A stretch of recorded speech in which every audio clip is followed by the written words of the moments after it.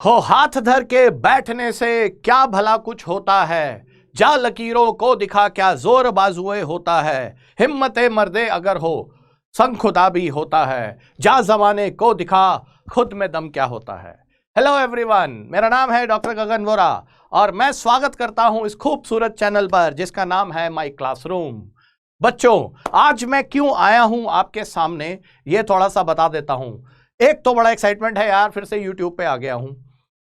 दूसरी बात यह है कि अभी इतने दिनों से जो बच्चे पढ़ाई कर रहे हैं, बहुत ज़्यादा मेहनत कर रहे हैं, दिन रात लगे हुए हैं। तो बच्चों, आप में से बहुत सारे बच्चे मुझे मैसेज करते हैं और ये बोलते हैं कि सर पढ़ाई तो बहुत कर रहा हूँ, हो कुछ नहीं रहा है। पढ़ाई तो बहुत ज़्यादा कर रहा हूँ, सुबह से शाम तक मैं खूब प्लानिंग बनाता हूँ, सुबह उठ के डेली प्लानिंग बनाता हूँ, शाम तक चौपट हो जाती है। बच्चे, ये सारी प्रॉब्लम्स तो सबके साथ आती हैं। आपके जैसे ये प्रॉब्लम्स उन लोगों के साथ भी आई जो टॉपर बन गए, जिनका फर्स्ट रैंक आ गया, है ना। क्योंकि किसी को पता तो होता नहीं कि मेरा फर्स्ट रैंक आने वाला है।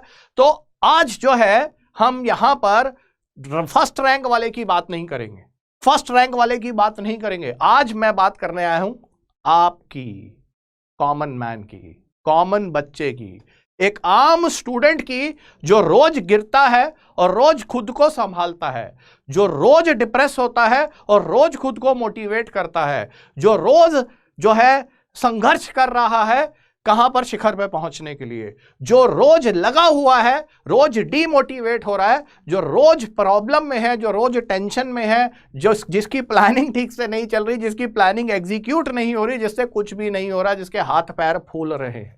सर आप जो है ये आगे करने क्या वाले हो? देखो यार, करने वाला तो कुछ भी नहीं हूं। मोटिवेशन तो जो है ना अंदर से होती है।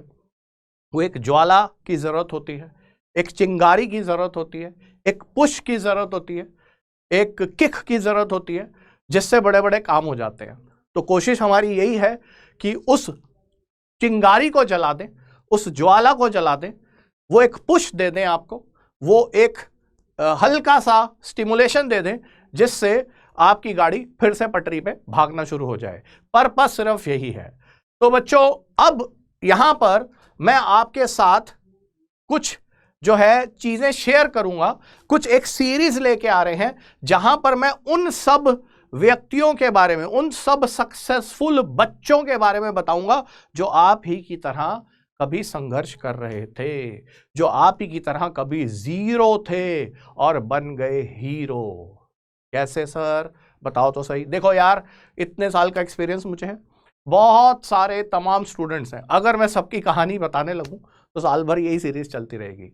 लेकिन कुछ मैं चुनिंदा लोगों को लेके आऊंगा आपके सामने, जिनके साथ हम रूबरू होंगे, जिनके साथ हम बात करेंगे और पूछेंगे कि भाई डिप्रेशन तो उनको भी होता था, डीमोटिवेशन तो उनको भी होता था, प्रॉब्लम में तो वो भी फंस जाते थे, है ना, मन तो उनका भी डोल जाता था, है ना, समस्याएं तो उनकी जिंदगी में भी थी। तो क्या उन्होंने किया कि वो बिल्कुल जमीन से लेकर आसमान तक पहुंच गए? क्या उन्होंने किया कि वो फर्श से अर्श तक पहुंच गए? क्या उन्होंने किया कि वो बिल्कुल जीरो से हीरो बन गए?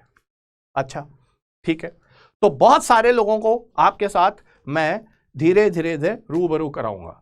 एक मैं छोटी सी आपको स्टोरी बता देता हूं, अच्छी लगेगी बच्चों, क्योंकि जब आप किसी की स्टोरी सुनते हो ना, तो पहले तो ये समझ लो कि उसकी स्टोरी को सुनकर हमें मोटिवेट तो होना है, लेकिन उसको कॉपी नहीं करना है ना। अक्सर मैं टॉपर्स की बातें करता हूं कि rank one rank one rank one, सब लोग रैंक वन की बात करते हैं। तो रैंक वन की बात आप सुनो, ठीक है, टॉपर की बात सुनो, लेकिन उसको कॉपी नहीं करो। वहां से जो अच्छी वाली जो वाइब्स है ना, अच्छी वाली जो मोटिवेशन है ना, उसको ग्रैस्प कर लो और अपना खुद का रास्ता बनाओ। कभी भी किसी के साथ जो है ना, किसी की कॉपी कैट नहीं बनना चाहिए। ये नहीं होना चाहिए कि यार इसने ऐसे ऐसे किया तो मैं भी वैसे वैसे करूंगा। सारे के सारे इंडिविजुअल अलग हैं यार, आप अलग हो, वो टॉपर अलग था, पहले तो ये समझ लो। फिर स्टोरी क्यों सुनाते हैं? स्टोरी इसलिए सुनाते हैं कि जो गलतियां उन्होंने करी वो आप ना करो। जरूरी नहीं है कि वो जिस रास्ते पे चल के गए वो उसी रास्ते पे चलकर आप भी टॉपर बनोगे या आप भी सक्सेसफुल बनोगे।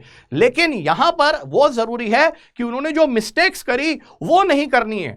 मिस्टेक्स अगर आप नहीं करोगे तो डेफिनेटली आपका जो एक प्रोसेस है इवॉल्व होने का वो होता चला जाएगा, वो आप बेहतर होते चले जाओगे समय के साथ साथ साथ साथ। इन स्टोरीज का मतलब यही होता है किसी की भी सक्सेस स्टोरी को कॉपी मत करो, अपना रास्ता खुद बनाओ। खुद अपना रास्ता बनाओगे तो फिर लोग आपको फॉलो करेंगे, लोग आपको कॉपी करेंगे। तो मैं उनको भी कहूंगा कि कॉपी मत करो। समझ में आ रहा है मैं क्या कह रहा हूं? तो खुद का रास्ता बनाना है और खुद अपना एक इनोवेटिव रास्ता निकालना है, एक नया रास्ता निकालना है जिसे लोग फॉलो करें। लोग कहें इसकी मिसाल दे, देखो वो ऐसा था, ऐसा करता था तो इसलिए सक्सेसफुल हो गया।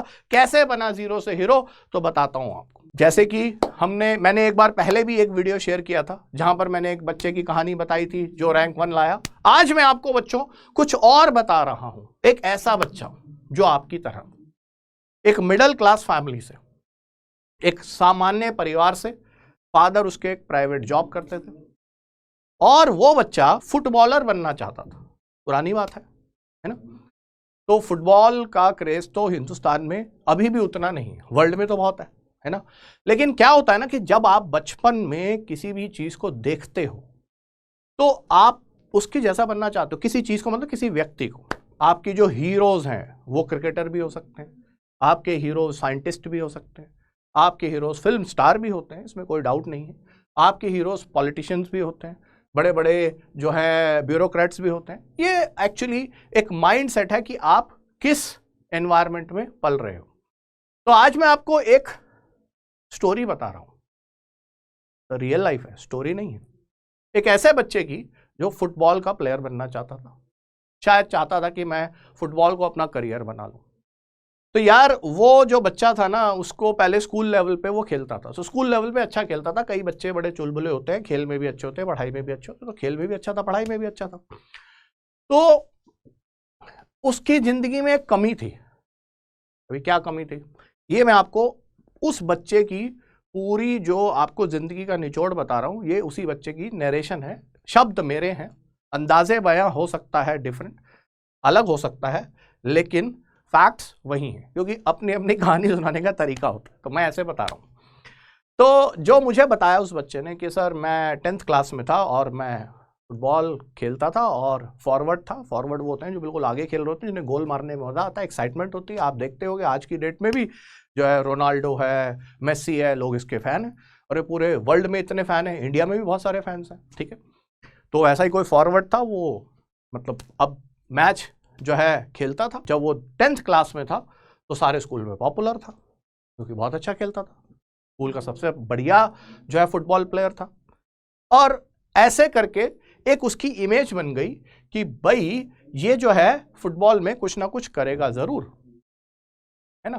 क्योंकि कहते हैं ना पूत के पांव पालने में ही दिख जाते हैं। 8वीं 9वीं क्लास में ही उसने कुछ ऐसे स्कूल में इंटर स्कूल टूर्नामेंट्स खेले थे जिसमें वो मतलब अच्छा उसने किया था।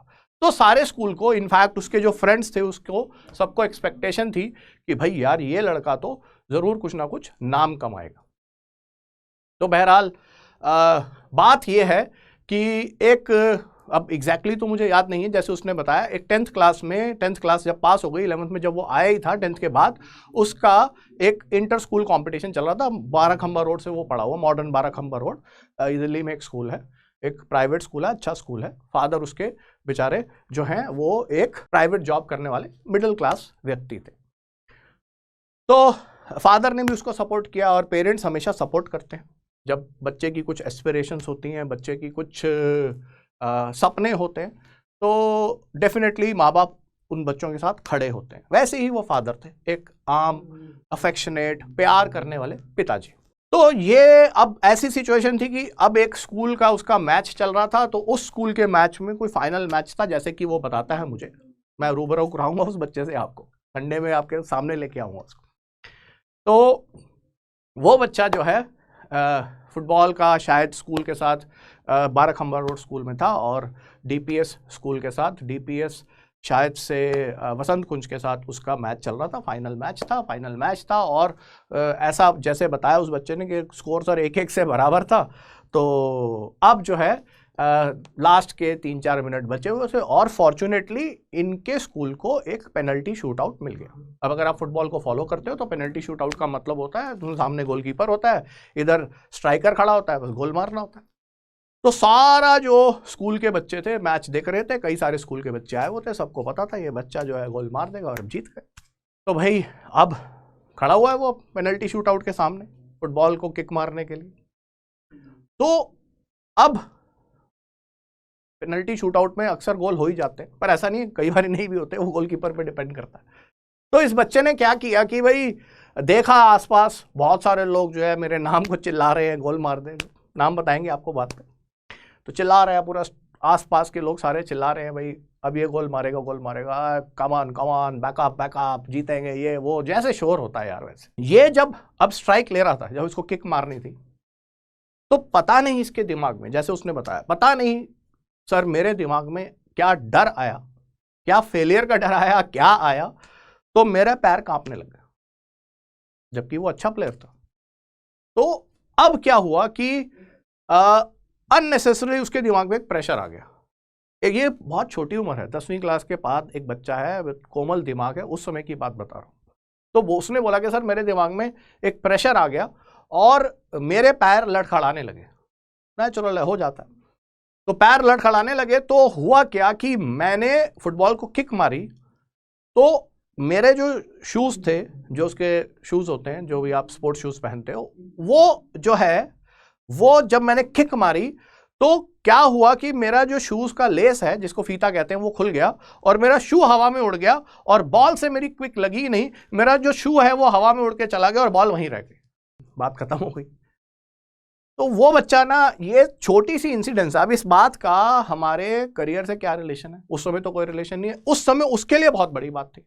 आपको लग रहा होगा यार हम तो डॉक्टर इंजीनियर बन रहे हैं, क्या फर्क पड़ता है, मैच हार गए। लेकिन क्या होता है ना, बच्चे का दिमाग कोमल होता है। जब आपके साथ कुछ ऐसा होता है, आपके दिमाग पे एक फोबिया चढ़ जाता है, आपके दिमाग में एक टेंशन आ जाती है, आप जब जिस समय पर आपको परफॉर्म करना होता है उस समय पर परफॉर्म नहीं कर पा रहे होते, तो आपके दिमाग में निराशा तो जरूर आती है। मैच हार गए, बच्चा निराश हो गया। और हुआ यह भी कि जब वो किक मार रहा था तो उसका पैर भी मुड़ गया और एंकल में फ्रैक्चर भी हो गया उस समय पर, जो मुझे उसने बताया। बहरहाल ये तो एक छोटी सी घटना है, गोल नहीं हुआ, मैच हार गए, जिंदगी खत्म तो हो नहीं जाती है। फुटबॉल का वैसे भी हमारे देश में बहुत कम जो है करियर है, उस समय तो और भी कम था। उस समय पेरेंट्स सपोर्ट भी नहीं करते थे कि भाई मेरा बच्चा जो है फुटबॉलर बने, मेरा बच्चा सचिन तेंदुलकर बने, ये तो समझ में आता है, मेरा बच्चा विराट कोहली बने, ये तो समझ में आता है, रोहित शर्मा बने, ये तो समझ में आता। फुटबॉलर हिंदुस्तान में यार है तो, लेकिन उतना ज्यादा नहीं।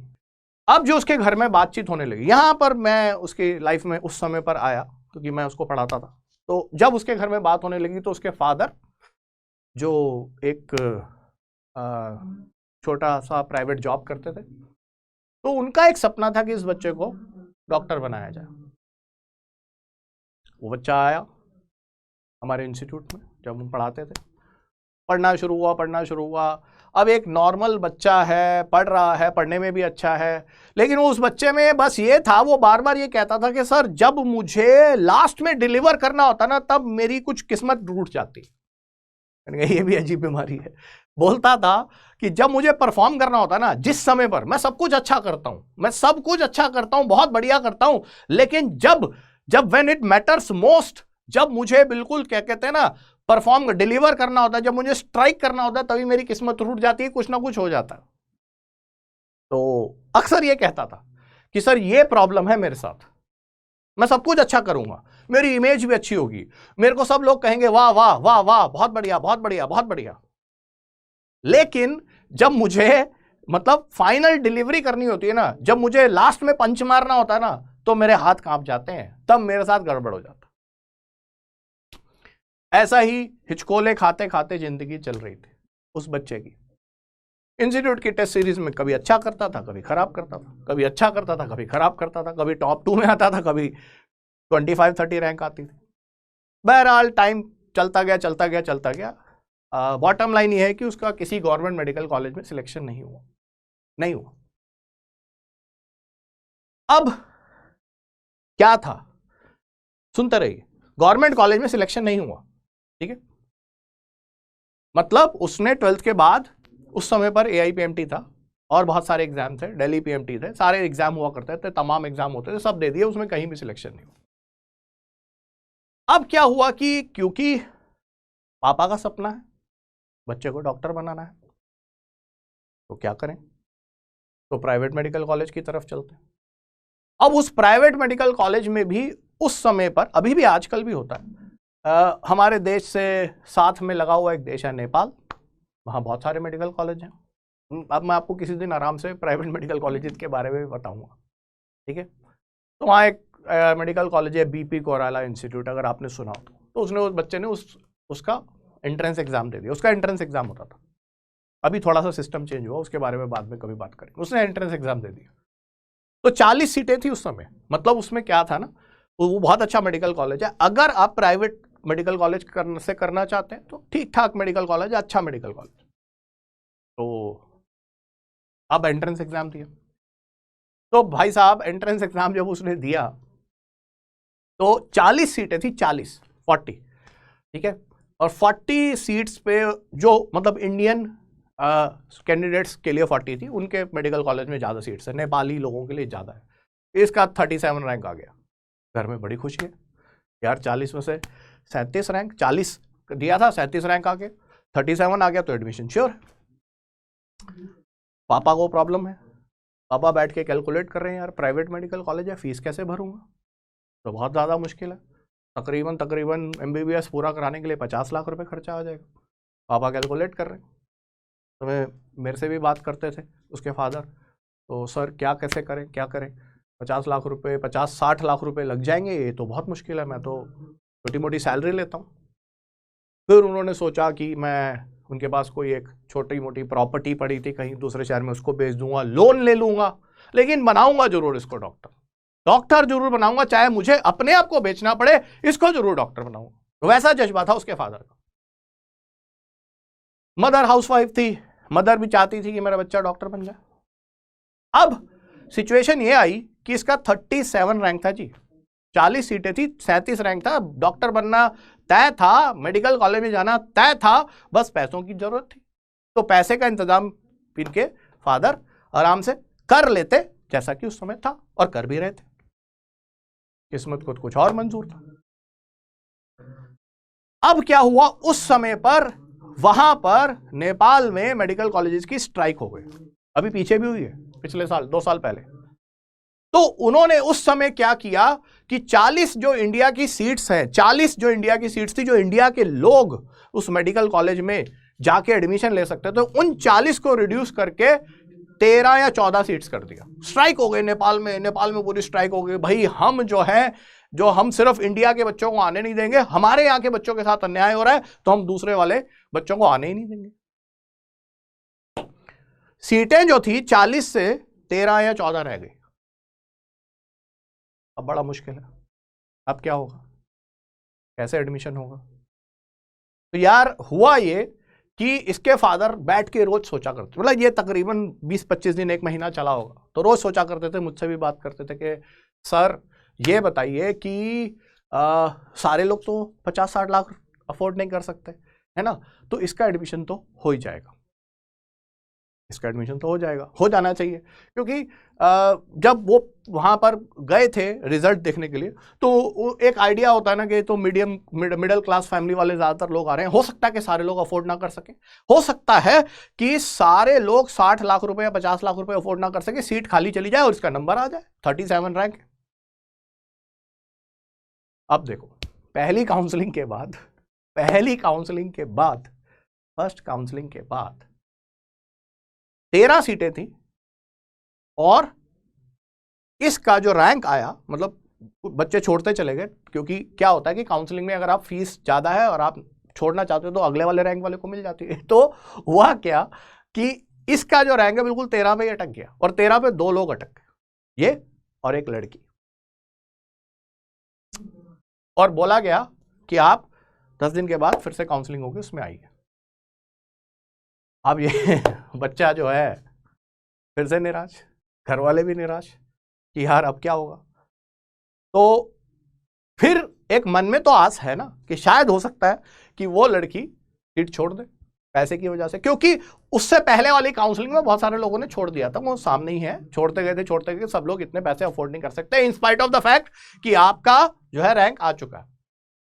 खैर बहरहाल एक आस थी, शायद मम्मी ने ये सुझाया कि ऐसा करो, उस लड़की का नंबर निकालो और उस लड़की को फोन करो, उसके लड़की के पापा से बात करो कि प्लीज सीट छोड़ दे, मम्मी इमोशनल है, मेरा बेटा डॉक्टर बनना चाहता है, सीट छोड़वा दो उसकी किसी भी तरीके से, उसको बोलो कि मत ले एडमिशन, कॉलेज बेकार है, कुछ भी XYZ कुछ भी करो। ऐसा होता नहीं है ना, है ना, हम सोचते कुछ है और होता कुछ और है। सोचते तो हम बहुत कुछ हैं, सोचते तो हम हैं कि मतलब एम्स न्यू दिल्ली में जाएंगे, किस्मत कहाँ ले जाती है, क्या करती है।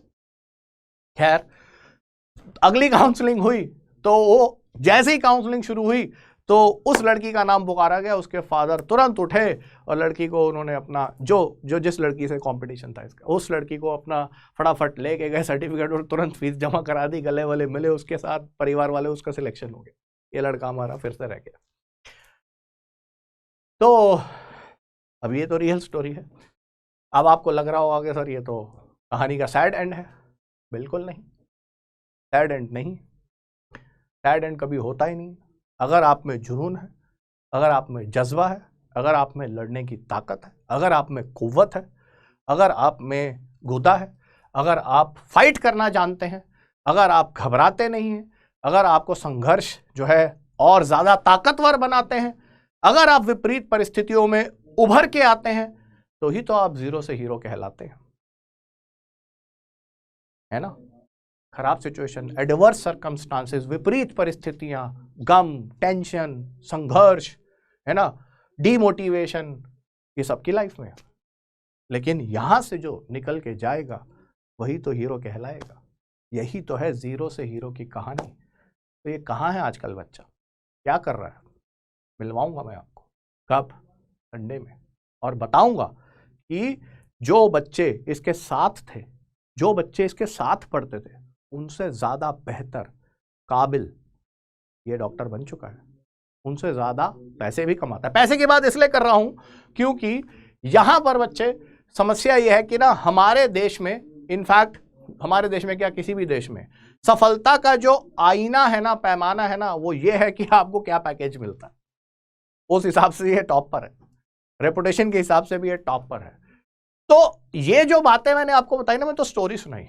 अब हम उस बच्चे से सीखेंगे कि यार तुमने ऐसा क्या किया, तुम तो हार गए थे, तुम तो निराश हो गए थे, तुम तो एकदम ऐसी सिचुएशन में थे जहां से निकलना ही पॉसिबल नहीं था, तुमने क्या किया, उन पलों को तुमने कैसे जिया, उन पलों में संघर्ष कैसे किया, और उन पलों में संघर्ष करते हुए तुम्हारी विजय गाथा जो है हम तुम्हारे मुंह से सुनना चाहते हैं, सर के मुंह से नहीं सुनेंगे। सर तो सुना रहे स्टोरी, मैं उस बच्चे से आपको रूबरू कराऊंगा, है ना। मैं आपको इस सीरीज में टॉपर्स से भी मिलवाऊंगा जिनका रैंक 1 आएगा। देखो मैं आपको ये भी बताऊंगा, जिस बच्चे की मैं बात कर रहा हूं आपको पता चल जाएगा, संडे में उसके साथ मैं एक जूम चैट करूंगा, आपके सामने आएगा। तो वो बच्चा उसी साल, मैं आपको बता दूं, उसी साल मेरा एक पढ़ाया वो बच्चा रैंक 1 भी था। तो हम एक बात करेंगे कि ये बच्चा और वो बच्चा जिसका रैंक 1 आया था, दोनों अपनी अपनी जगह पर बहुत अच्छा कर रहे हैं, बहुत अच्छा कर रहे हैं। लेकिन मैं इस स्टोरी से, इस सीरीज से आपको यह समझाना चाहता हूं कि कभी भी हार नहीं माननी चाहिए। कब भगवान आपकी सफलता के दरवाजे खोल दे ये आप नहीं कह सकते, क्योंकि कहावत है बायोलॉजी में, chances only favour trained mind, chances only favour trained mind. Scientist बोल के गए कि अगर आपके अंदर गुदा है, आपके अंदर कुव्वत है, आपके अंदर संघर्ष करने की क्षमता है, आपके अंदर चुल है, आपके अंदर पैशन है, आपके अंदर जुनून है, आपके अंदर पागलपन है, तो फिर जिंदगी में कभी ना कभी जरूर सफलता मिलेगी, देर से ही मिलेगी जरूर। आप भी बनेंगे जीरो से हीरो, आप भी जाएंगे कहां से, फर्श से अर्श, आप भी जाएंगे जमीन से आसमान पर।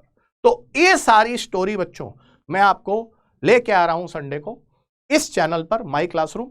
अगर आपने अभी तक चैनल सब्सक्राइब नहीं किया तो आप सब्सक्राइब कर लो सबसे पहले, और वो बेल आइकन भी दबा दो, क्योंकि ये सारी चीजें बच्चों आपकी जिंदगी में एक मोटिवेशन का काम करेंगे, आपकी जिंदगी में वो चिंगारी लाएंगी जिसकी आपको जरूरत है, आपकी जिंदगी में वो हल्का सा पुश, वो हल्की सी किक, वो हल्का सा मोटिवेशन अगर आपको बहुत सक्सेसफुल बना सकता है, तो आपको ये सीरीज जरूर सुननी चाहिए। टाइम निकाल के सुनो, इसमें पढ़ाना कुछ नहीं, आधे घंटा 45 मिनट हम बात करेंगे, सीखेंगे, समझेंगे कि क्या ऐसा करें, क्या ऐसा किया, क्या ऐसा हुआ कि आप वो बच्चा नहीं घबराया और आपको उसको फॉलो नहीं करना है, अपना रास्ता बनाना है, बस वहां से आपको अच्छी वाइब्स को ग्रैस्प कर लेना है।